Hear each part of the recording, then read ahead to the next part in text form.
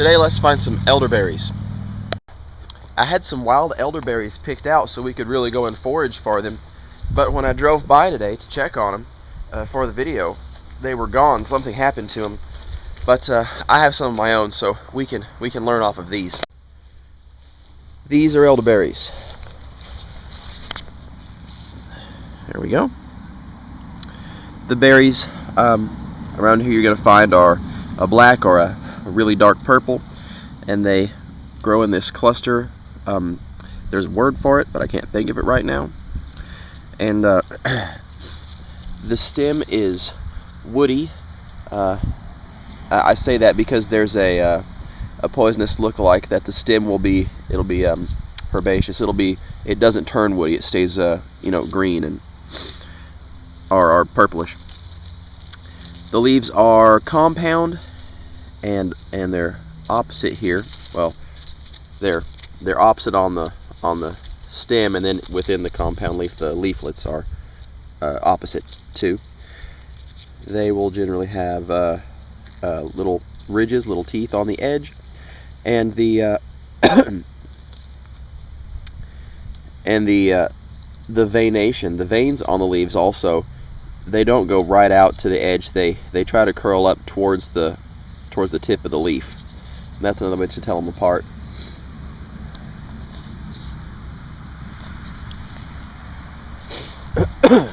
We're growing some more in there.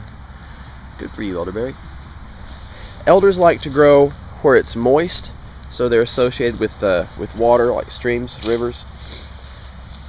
If you have them in a yard, if you want to grow some, you'll either have to water them a lot, or you may have to plant them somewhere that is a wetter spot of your yard. The taste, honestly, to me, the taste is not that spectacular. It's not bad. It's just there's not much to it. You can use these to make pies, syrup. I think you can make a jelly out of it. People make elderberry wine, and it's supposed to have a lot of medicinal benefits too. Good for colds and sinus conditions and such. But we'll see if we can collect some of these and do something with them. This is pokeweed, or poke salad, and I suppose you could count it as a look-alike. It doesn't really look like the elderberry, but the berries themselves might look different, but they're on the plant completely different. This looks like, it almost makes like a banana shape, whereas the elderberry is more like a umbrella, I guess. So this, you can't eat this at all. Although to me, I think elderberries taste a little bit like this pokeweed smells. Now the elder plant is a poisonous plant, so you only eat the ripe berries. Don't put the wood in your mouth. Don't eat any of the unripe berries. When they're a dark color like this, then they're ripe. Well, let's collect some.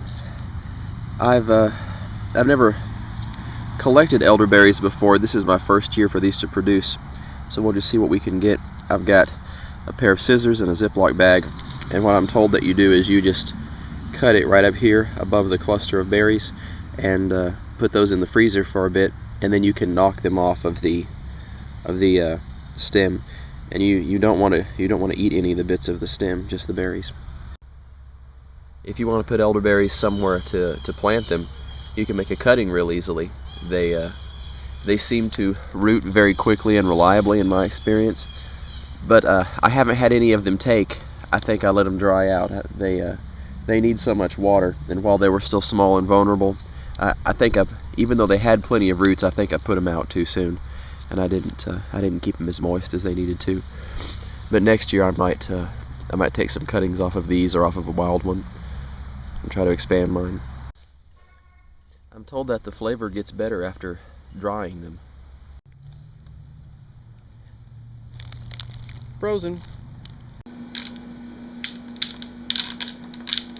The frozen ones are supposed to be easier to get off than fresh, and this probably is. You don't want to get the stems, you don't eat those, but I'm having trouble with some of those getting in anyway. I'm going to have to be careful getting them out, or I'll figure something out. I need 1 cup of fresh elderberries, or half a cup dry. There's half a cup. I'm measuring it slow so I don't get stems in it. And 1 cup. The rest of these I'll put in a dehydrator. I've heard they taste better once they're dried. Add 1 cinnamon stick. 5 cloves. My recipe calls for grated ginger, and I only have ground, so I'm doing a conservative conversion. I'm adding in a little less than half of a teaspoon. Add 2 cups water. Now I'm going to bring this to a boil, and then I'm going to cover it and turn it down to a simmer for about 20 to 30 minutes until the liquid volume is reduced by half. These might need to reduce a little further, but I've left it on for the amount of time recommended. Now I'll strain it through here.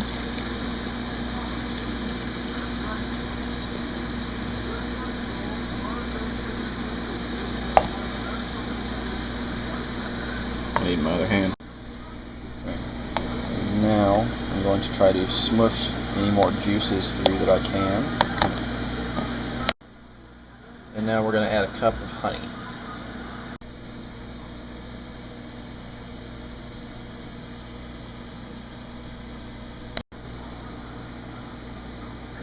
And this is it. I'm going to stir it up, then I'll let it cool, and then pour it into a container. And I'll put a cap on it then, and just put it in the fridge. And then we'll taste test it in a little bit after that. Smells okay. Maybe I'll do one cheating taste.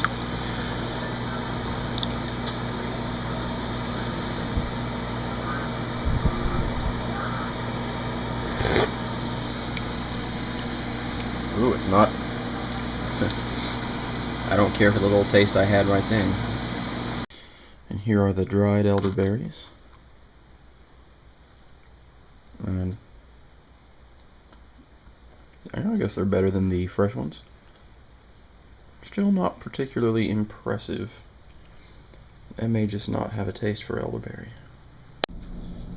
Here's my pancake with my elderberry syrup.